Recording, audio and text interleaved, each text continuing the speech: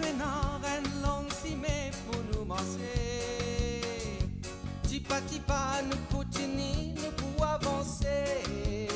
Traverse montagne, persécution, marécage, douleur et souffrance. Tipa tipa, nous pouvons avancer, nous faire confiance. Même si nous portons bien lourd, nous n'avons pas besoin d'un bijou. Tipa tipa. Mesdames et messieurs, bonsoir. Nous sommes très heureux, une fois de plus, de vous retrouver pour un autre Tipa Tipa. Aujourd'hui, on donne le temps au temps. En effet, en début d'année, je ne sais pas si, comme moi, vous vous posez des questions sur les jours, les semaines, les mois à venir. Qu'est-ce qui nous attend? Qu'est-ce qui va se passer? On a parfois quelques appréhensions. Et je ne suis pas la seule. Il y a eu tellement de citations, de livres, de poèmes écrits sur le temps. On voit qu'il vole, qu'il fuit. On veut retenir le temps. On veut suspendre son vol. Mais hélas, il fuit, mais ne meurt pas. La preuve, c'est que j'ai réuni sur ce plateau aujourd'hui des personnes qui ont traversé le temps à mes côtés parfois. Je les ai connus pendant des années. Mes invités sont Robert Furlong, Monique Dinan et Alain Janot. Bonsoir à tous les trois et merci de donner un peu de votre temps pour conserver ce temps. Alors, est-ce que chacun de vous, vous avez justement ce genre d'appréhension, ce genre de questionnement en début d'année? Robert? Pas vraiment. Je fais confiance au temps, en quelque sorte. Bien sûr, je programme un certain nombre d'activités, certaines choses qui sont un peu sous ma responsabilité, mais je sais quelles sont les limites de ma responsabilité ou de mes responsabilités. Le temps, lui, dans sa vastitude, a d'autres choses à considérer que ma pauvre petite personne au fin fond d'une île de l'océan Indien. Il y a de grandes questions qui m'échappent. Je sens que je n'ai pas d'emprise sur elles, et donc je ne laisse pas ces questions-là d'avoir une emprise sur moi. Oui. Donc voilà, je dis au temps, voilà, tu continues ton travail là-bas, moi je continue le mien ici, Ouais, c'est bien. on va dialoguer au fur et à mesure que l'année va passer. Et Monique? Je dis tout de suite un peu, moi, ce que je pense. Les lois sont passées, les règlements sont très stricts, mais ce n'est pas cela qui va nous réapprendre à aimer.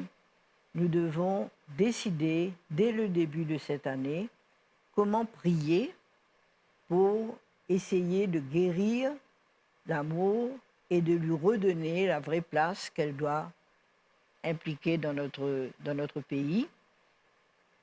Il y a toutes les religions peuvent aussi vouloir s'y mettre et dire quel temps de prière pour nos enfants quand ils sont encore petits, on va leur apprendre eux aussi à prier. Les adolescents peuvent en groupe se réunir et se dire je suis appelé à être un papa demain, je suis appelé à être une maman. Je voudrais avoir une famille qui soit solide, où mes enfants sont heureux, où mon époux continuera à m'aimer. Et je vais maintenant mettre cela dans ma prière et avoir peut-être des sessions de prière de jeûne où on va réfléchir, prendre le temps d'aimer pour que l'amour puisse durer. Alain Janot. J'ai en particulier une pensée très profonde sur le temps. Pourquoi? Parce que ça me rappelle une fois de plus que je progresse dans le temps qu'il m'est alloué pour vivre. Et je dirais comme Saint Augustin, le temps est une notion qui est très compliquée. Tant que vous ne me demandez pas ce que c'est, je sais ce qu'est le temps. Mais du moment que vous m'en posez la question, je suis complètement perdu. Parce que le temps, c'est à la fois tout et c'est à la fois rien. Le temps, il est précieux, il est limité. Vous ne pouvez pas revenir dans le temps. Et vous ne pouvez pas acheter le temps. qui vous est alloué pour vivre. Et le temps a une particularité, c'est qu'il transforme immanquablement. Quand vous traversez dans le temps, vous vous transformez. Parce que ce n'est qu'ainsi que vous vous rendez compte que le temps passe. Et donc, en ce début d'année, il n'appartient qu'à nous de nous assurer, à travers le recul du passé, aussi bien que l'anticipation de l'avenir, de nous assurer que nous vivions ce présent afin de transformer ce temps-là en quelque chose de beau, de merveilleux. Pourquoi vous êtes là aujourd'hui? C'est parce que chacun de vous, vous essayez de conserver le temps. Vous êtes des gardiens du temps passé que vous mettez dans le présent pour l'avenir. Alors, Robert Furlong, pour la petite histoire, je pense que notre première rencontre doit remonter à 60 ans de cela. Vous étiez encore, je vous vois parce que nous sommes à la télé, vous étiez encore étudiant. En short. En short. Moi, j'étais prof au collège Sainte-Méris. Je venais de quitter le collège et nous étions tous les deux de la Société des metteurs en scène avec le frère Bénédicte. Et nous avons eu la joie d'être sur scène dans des pièces de Molière. Depuis, vous n'avez jamais cessé. Vous avez été prof, vous avez écrit des ouvrages, fait des anthologies, conservé la mémoire de Malcolm. Racontez-nous tout cela. Et qu'est-ce qui vous motive? Je crois que ma motivation première, c'est que peut-être j'ai horreur de voir que le temps passe sans que j'ai essayé de le meubler à ma façon pour quelque chose de positif. Alors c'est vrai, on s'est rencontrés à travers le théâtre, je n'ai jamais cessé d'en faire, sauf pendant une trentaine d'années où j'étais responsable de projets internationaux de développement, donc je n'avais malheureusement pas le temps de rester sur place, je vivais en France à l'époque, je n'avais pas le temps de rester sur place pour des répétitions, etc. Mais dès que je suis retourné à Maurice après, je me suis remis, parce que le théâtre, c'est une passion, de même la lecture, de même l'écriture sur la littérature mauricienne. Bref, si j'énumérais mes passions, je crois qu'on serait encore là demain. Donc je vais m'arrêter à ça. Je crois que ce qui est important dans le temps, c'est de ne jamais en être victime, parce qu'il y a beaucoup de circonstances que l'on ne maîtrise pas et qui pourraient faire de nous des victimes du temps. C'est-à-dire que, en raison d'un handicap quelconque, en raison de situations diverses, on peut ne plus avoir l'occasion d'être libre à organiser le temps. Et ça, c'est un bien précieux. Nous sommes des milliards d'êtres humains sur Terre. Le seul bien commun peut-être que nous avons, c'est justement 24 heures, c'est une journée. 365 ou 366 jours, c'est une année. Donc, ce temps-là, meublons-le au mieux. Chacun à sa façon, chacun selon sa culture. J'ai eu l'occasion, par exemple, il y a 40 ans de cela, d'aller aux États-Unis, en Louisiane, où je dirigeais un mini-festival de documentaires. Il y avait une quinzaine de pays francophones, des pays d'Afrique francophone, le Niger, le Sénégal, la Côte d'Ivoire, il y avait des pays européens, la France, la Belgique, etc., le Canada. Et on a projeté les documentaires dans les salles de classe. Et la plupart des professeurs et élèves louisianais se disaient, mais d'accord, les films occidentaux, c'est dans notre mesure du temps. C'est rapide, ça va vite, c'est comme des films un peu de kung-fu, là, pof, pof, pof, on n'a pas le temps de respirer, l'action s'est passée. Mais par contre, il y a des films qui arrivent d'Afrique, c'est lent. Et il a fallu que j'explique. J'ai dit non, c'est pas lent. C'est pas lent, mais c'est une façon de vivre le temps. Dans la savane, dans le désert profond mauritanien, ou chez les Inuits, par exemple, on ne vit pas le temps de la même façon. Il n'est pas balisé de la même façon. Donc c'est tellement relatif le temps. Contentons-nous, essayons de gérer ce que nous pouvons gérer. Oui. Alors donc, si j'ai connu Robert il y a 60 ans, Monique Dinan, je vous connaissais déjà un peu plus avant. J'étais encore au couvent de Lorette, étudiante, et vous étiez mon prof de Bible Knowledge. Ah oui, oui, oui, aujourd'hui c'est le jour de révéler des secrets. C'était pour la SI que j'ai pris comme sujet et j'ai passé grâce à vous. Mais vous m'avez inculqué des valeurs qui sont restées peut-être. Vous avez été un petit peu l'artisan de ce que je suis devenue. Et à travers les années, vous avez continué à être journaliste, chroniqueur, je ne sais pas si on dit chroniqueuse, et l'Église, la religion, vous inspire encore puisque vous faites paraître ces jours-ci votre livre sur les 300 années de présence de l'Église catholique à Maurice. C'est mon 21e livre et je dois dire que le fait de prendre le temps d'écrire, de chercher et d'apprendre aussi de l'histoire du pays et de la faire connaître, cela me garde jeune et m'empêche de vieillir. Je me lève en pleine nuit vers 3h, 4h du matin et là, quand personne ne me dérange, que je peux avoir bien mes dates et mes précisions, je m'installe et j'écris. Et je suis très contente d'avoir publié ce livre en cette année du 300e anniversaire de la présence de l'Église et de montrer, ce n'est pas un livre qui contient beaucoup de pages, je n'ai pas voulu faire très long, mais j'ai quand même voulu mettre en valeur comment les prêtres mauriciens ont vraiment construit le pays et ont vraiment amené le peuple mauricien à mieux s'entendre, à mieux se connaître et à mieux vivre ensemble.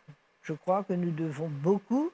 Il y a ce que le gouvernement a fait, il y a ce que les autres religions ont fait, mais dans ce livre, je précise l'action que des prêtres et des religieuses, des hommes et des femmes qui ont choisi de ne pas fonder une famille, de ne pas avoir des enfants et qui ont choisi de se consacrer entièrement au service de Dieu et au service de la paix sociale dans notre pays. Alain, on s'est connus surtout sur les plateaux de télévision où vous veniez parler de sécurité routière.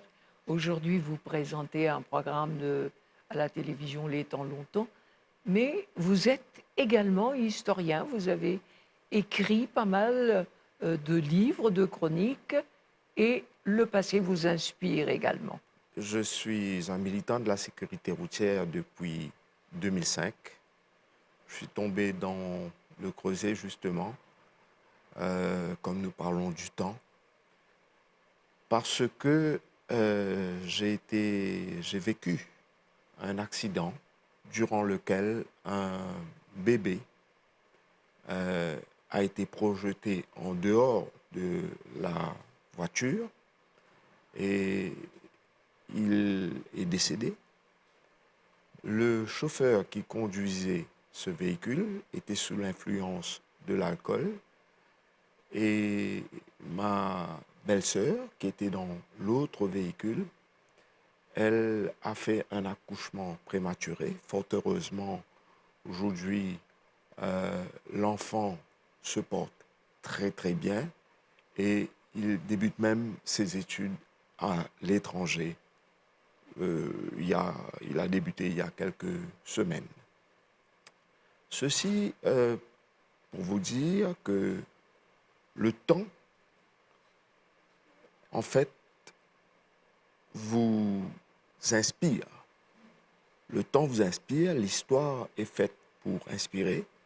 Et là, je voudrais préciser que je suis plutôt chroniqueur d'histoire, passionné d'histoire, et ce programme que j'anime à la MBC qui s'appelle Les Temps Longtemps, je le fais avec un très grand plaisir, avec le recul de l'exposition internationale à laquelle j'ai été sujette pendant des décennies en tant que navigant chez Air Mauritius et qui m'a permis d'aller voir de visu les traces que les civilisations ont quittées dans l'histoire, parce qu'il faut savoir que l'être humain est la seule créature qui qui insiste à quitter dans la pierre, dans les écrits, dans l'oralité même, une trace de son histoire.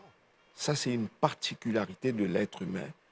Et je veux participer à cette dimension humaine qui est mienne, qui est vôtre, qui est la nôtre à nous tous. Et je veux quitter quelque part un héritage qui soit valorisant, non seulement au présent, mais aussi pour les générations à venir. C'est ma manière de transmettre humblement ce que je considère être mes qualités et ce que je considère qui pourrait inspirer la génération à venir pour pouvoir prendre la mesure de la riche histoire de ce pays, île Maurice. Vous savez, l'île Maurice a une histoire qui est absolument riche, très très riche, et fertilisée par des courants de partout. Nous sommes un monde dans un mouchoir. Si vous vivez en Europe, vous devez aller dans un restaurant indien pour pouvoir manger indien. Ce n'est qu'un exemple. Mais ici, dans chaque foyer, chaque jour, ils préparent des mets qui relèvent de tous les horizons. N'est-ce pas merveilleux? Oui. Alors, vos paroles sont des paroles très sages puisque tous les trois, vous avez la même mission, c'est-à-dire transmettre aux générations. Aujourd'hui, nous avons parlé du passé, du temps. Parlons du temps présent. Robert, vous êtes président du Centre culturel d'expression française et j'ai vu que récemment, vous aviez fait des concours pour des enfants, pour des jeunes. Quelle est votre mission? Pourquoi justement s'intéresser à transmettre? Est-ce que j'ai reçu, c'est à moi de donner maintenant? Est-ce que c'est ça? Je crois effectivement, Marie-Josée, que la réponse, c'est ça. Nous avons un avantage et un point commun sur ce plateau. Nous sommes tous propriétaires de notre temps. C'est-à-dire que nous avons travaillé dans le sens classique du terme et nous avons terminé une partie de notre vie qui est celle de l'obligation de travailler jusqu'à ce que l'âge de la retraite sonne. Et vivement, cette retraite, c'est très bien et c'est l'occasion ou jamais de pouvoir partager tout ce que nous avons appris. Alain Janot parlait de ses rencontres avec l'histoire d'île Maurice. Monique a parlé de ses rencontres aussi avec notamment la prière, l'histoire des églises, la foi à Maurice. Je pense que nous avons tous reçu un certain nombre de choses. Quel égoïsme ce serait que de garder tout ça pour nous et de ne pas créer les lieux où on pourrait partager cela. Je suis président du Centre culturel d'expression française depuis 2 ans maintenant. Une honorable vieille dame, pas vraiment une vieille dame, une honorable jeune dame de 63 ans, puisque le Centre culturel d'expression française a été créé en 1959, qui a vécu différentes vies. Elle a reçu des académiciens, elle a reçu des gens de très haut niveau, des poètes, des peintres, mais elle est aussi là pour refléter la richesse et peut-être créer la richesse chez nos jeunes. Nous avons, par exemple, au Centre culturel d'expression française, notre activité majeure, ce sont des cours pour l'Alliance française. Ceci dit, en parallèle, nous avons des ateliers de théâtre, des ateliers de musique, des ateliers de peinture, peut-être bientôt un atelier de bande dessinée, peut-être tantôt d'autres ateliers au fur et à mesure, parce qu'il nous faut créer pour les jeunes et par les jeunes des lieux de partage, d'échange, d'apprentissage mutuel. C'est ça qui va nous mener vers l'île Maurice meilleure. Nous espérons tous cela, une île Maurice meilleure où les gens soient capables d'un respect profond pour l'autre. Mais ça s'apprend. Et entre autres activités au Centre culturel d'expression française, nous essayons de créer des événements qui font se rassembler les gens pour qu'ils repartent avec quelque chose. Chacun repart avec quelque chose de différent. Et c'est à cela qu'on s'attelle au Centre culturel d'expression française, d'année en année. Voilà. Et Monique, vous avez été responsable, vous êtes toujours responsable de MAM, ou vous prenez déjà, avant même la naissance, vous prenez soin de cette future maman, vous pensez déjà à l'avenir, et vous êtes vous-même grand-mère, vous avez de nombreux petits-enfants. Comment se passe cette transmission? Ben voilà, il y a cette association Mouvement d'aide à la maternité, MAM, que j'ai lancée il y aura bientôt 30 ans, et qui fait un travail très, très important. Premièrement, pour accompagner les mamans qui attendent de bébés, surtout les jeunes qui attendent de bébés, afin qu'elles deviennent des mamans responsables, que nous avons à l'heure actuelle des volontaires, dont des sages-femmes qui ont beaucoup d'expérience, qui accompagnent ces mamans et qui les aident à être des femmes qui sont des femmes épanouies et qui espèrent aussi devenir des femmes qui vont être des mamans soleil. Oui. Et je pense que les mamans qui ont été accompagnées par MAM ne deviennent pas des mamans qui subissent la violence. Et moi, je suis aussi très, très partisan de causer avec les hommes, de leur expliquer aussi comment, même s'ils ont vécu des violences quand ils étaient des enfants, parce que c'est bien souvent comme ça qu'ils deviennent des violents, ben, qu'il faut qu'ils arrivent à s'épanouir, à grandir et à mettre de côté cette violence qui va leur créer beaucoup d'ennuis dans leur vie. Alors, je sais, vous n'aimez pas beaucoup parler de vous, Monique, mais vous avez été une femme épanouie, très active, une bonne mère, vous avez 5 filles, je connais suffisamment vos filles pour dire qu'elles sont magnifiques. Comment vous vivez aujourd'hui votre rôle de grand-mère? Vous avez 17 petits-enfants, c'est bien ça? 17 petits-enfants, ils ne sont pas tous à Maurice, mais ce que je passe, ce que j'essaye de passer aussi, c'est de travailler avec les jeunes. Il y a cette page que j'anime tous les dimanches dans le journal Week-end, où je parle aux jeunes, une vieille grand-mère comme moi, en train d'essayer d'inviter les jeunes à écrire, à envoyer leurs photos, à envoyer leurs tableaux, de se faire connaître et de passer un peu leur message aux autres jeunes qui lisent le journal. Malheureusement, à l'heure actuelle, il n'y a pas beaucoup qui lisent les journaux. Alors, je pense que ce serait des enseignants à inviter les jeunes, à mettre la page un petit peu en avant et à permettre aux jeunes de s'exprimer et de dire un peu, eux, ce qu'ils pensent. Parce qu'on n'est pas là pour donner des leçons, on est là pour permettre à tout le monde de s'exprimer. Oui. Alors, je termine par vous, Alain Janot, puisque nous sommes arrivés à la fin de ce programme. Déjà 26 minutes, ça passe très vite. Quel serait votre vœu à toute cette nation, à ces téléspectateurs qui nous regardent aujourd'hui? Comment donner du temps au temps? Premièrement, il faudrait que chacun se rende compte que le temps est son bien le plus précieux. Donc, étant donné que c'est un bien précieux, il y a une prédation sur le temps. C'est-à-dire, il y a d'autres personnes ou d'autres organisations qui, eux, ils ont besoin de votre temps pour pouvoir survivre. Alors, je prends par exemple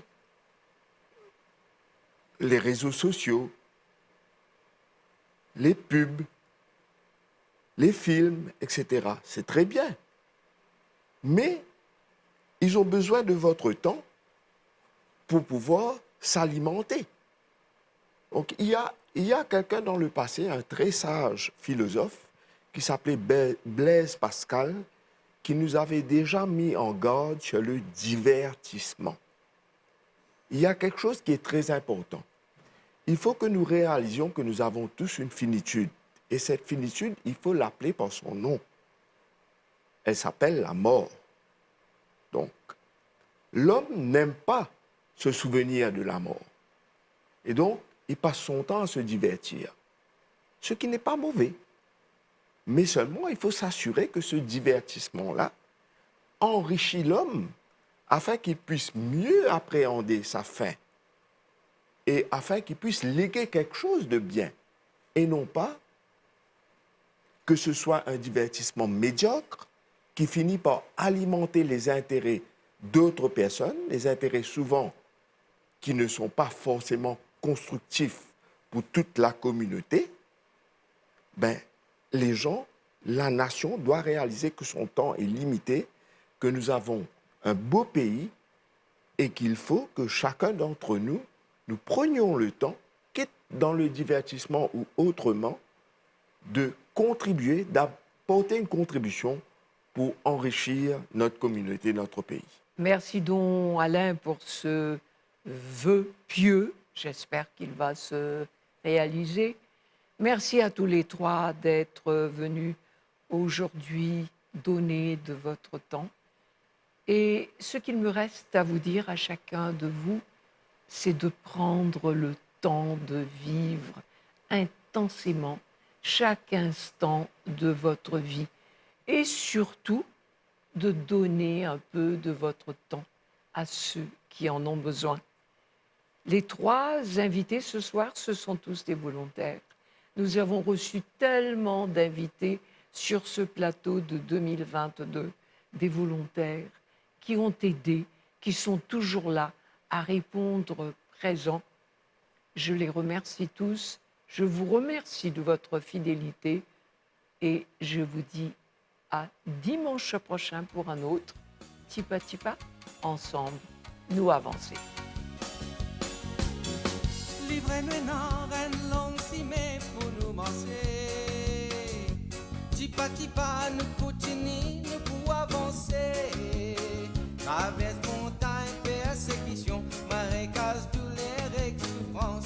Tipa Tipa, nous pour avancer, nous faire confiance. Même si nous fardeau bien lourd, nous n'avons pas besoin d'un bisou. Tipa Tipa, nous pour avancer vers royaume.